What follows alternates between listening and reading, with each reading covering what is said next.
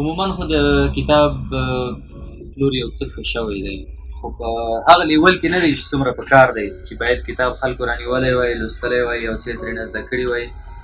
په هغه لیول کې لا تر اوسه پورې نه دی، او دا ډېر زیات کار غواړي. په کار دې ته ډېر زیات کار وشي، خلک وهڅول شي د کتاب لوستلو په ګټو باندې باید پوه کړی شي.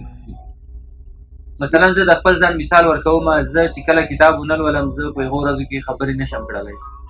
هغه خبرې چې د یو چا سره په کار وي، په یو چا باندې اغېز وکړي، یو څوک جذب کړي، راښکون ولري خبرې دي، کتاب چې ونه لولم زه داسې خبرې نشم کړلی. په دغه ارزښت باندې باید ټول ځوانان او ټول خلک باید پوه کړی شي که غواړي یو داسې لیول، یو داسې برید ته ځان ورسوي چې هم خبرې اغېزناکې وي، هم شخصیت راښکون ولري، په کار د هرومرو کتاب ولولي. تر چې خلک په دغه ارزښت باندې پوه نه شي، کتاب لوستونکي او کتاب رانیونکي نه ډېرېږي. قاضي صاحب، ستاسو په اند باندې د کتاب پلور کمښت یا کمرنګي علت اقتصادي ستونزې په خلکو د ځوانانو بولي که نه یو بل اړخ هم لري؟ کیدای شي یو وړه برخه اقتصادي ستونزې وي.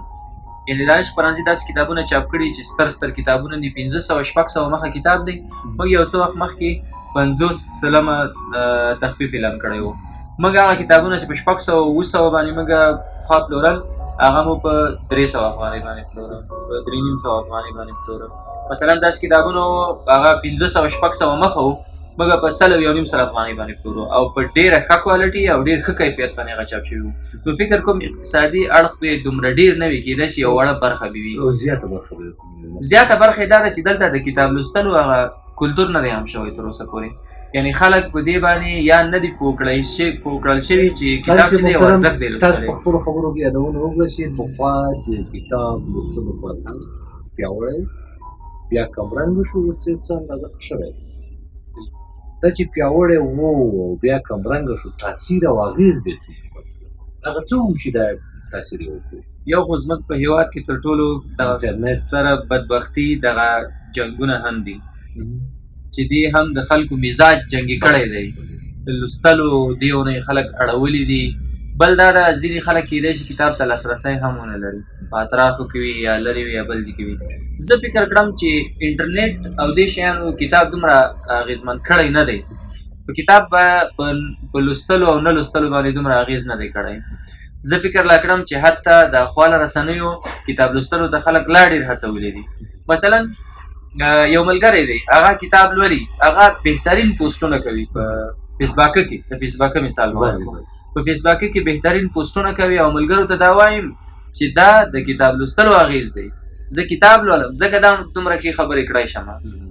نو فکر کړم چې انټرنیټ به یو څه مثبت اغېز دا کړی د کتاب په لوستلو، نه په نه لوستلو باندې. نو البته دا زما نظر دی، کېدای شي نور ملګري جلا نظر ولري. څه کول پکار دي قاضي صاحب؟ ما هم مخکې یادونه وکړله چې د کتاب لوستلو عامول پکار دی چې باید خلک وهڅول شي. د دې لپاره جلا جلا غونډې جوړې کړی شي. د دې په ځای باندې چې موږ داسې غونډې جوړوو چې په هغه کې یو کس راسي یوازې شعر پکې ولولي یا خپله لنډه کیسه وړاندې کړي. د هغه په ځای داسې غونډې جوړې کړی شي چې یوازې د کتاب لوستلو په ارزښت باندې خبرې وشي، چې کتاب که موږ ولولو څه راباندې کوي، که چیرې موږ کتاب ولولو د ښه ژوند کولو لاره راکوي، چې څه وړ ښه ژوند وکړای شو. دغسې خبرې باید پکې وشي، پوهان خبرې پکې وکړي. د نورې نړۍ د خلکو مثالونه باید پکې راوړل شي چې په نوره نړۍ کې خلک کتابونه لولي، ځکه د پرمختګ هغه لوړو پوړیو ته رسېدلي دي. که چیرې دوی هم لکه موږ کتاب نه لوسته، په دغسې بدبختیو باخته وو.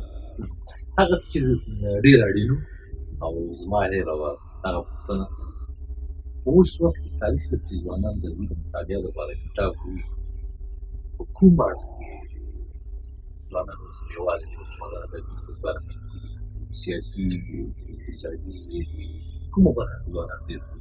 نن سبا خو ځوانان ډېر د ارواپوهنیز کتابونه لولي، او په دې کې ډېری هغه کتابونه دي چې هغه ژباړې دي، د نړۍ شاهکار کتابونه دي، بیسټ سیلرز دي، هغه چې په نړۍ کې تر ټولو ډېر پلورل شوي کتابونه دي، هغه ژباړل شوي دي. ډېری ځوانان همغه کتابونه لولي. د دې کتابونو یوه ګټه دا هم دی چې دا نیغ په نیغه په لوستونکي باندې اغېز کوي، چې دا ودې لوسته په یو پاراګراف، دویم، دریم، په بل مخ یا په یو څپرکي کې په تا حتما یو اغېز کوي، ستا ژوند در بدلوي.